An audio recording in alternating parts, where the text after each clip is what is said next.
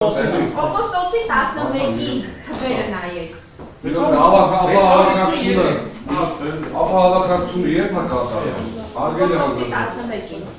Խնդրում եմ ցույց տվեք ապահովակացման հանձնաժողովի կողմից սահմանված կարգով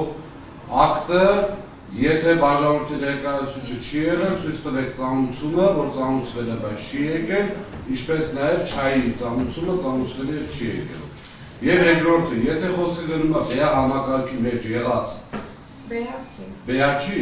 իսկ ինչ են խոսում 41 օրվա մասին, դրստում եք հուլիսի 1-ից ուսմունք, բայց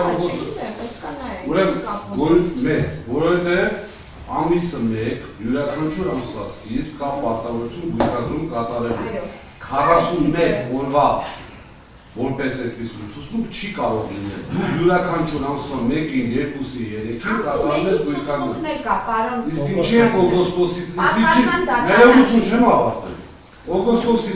Օգոստոսի 1-ի ցուցմունքը ժամանակավոր կառավարչի օրոք ինչի չի վերցվել այդ հաշվիչից։ Վերցվել է։ Եթե վերցվել է, ինչի՞ ասում եք ապահովակացվել։ Չէ։ Պետք չի ձայն բարձրացնել։ Հայտնաբերվել։ Օգոստոսի 1-ի ցուցմունքը ցույց կտա։ Օգոստոսի 1-ի ցուցմունքը այստեղ է։ Այսինքն կրկնել են այն ցուցմունքը, որ իբրև թե մեր ժամանակ։ Դրանից առաջ մի ամսվանն էլ է կրկնված ձեր ժամանակ։ Նորից եմ, այսինքն դուք ընդունում եք, որ եթե մենք սխալ ենք եղել, ժամանակավոր կառավարիչը նույն հանցագործությունը կրկնել է։ Ոչ, ժամանակավոր կառավարիչը չի կրկնվել,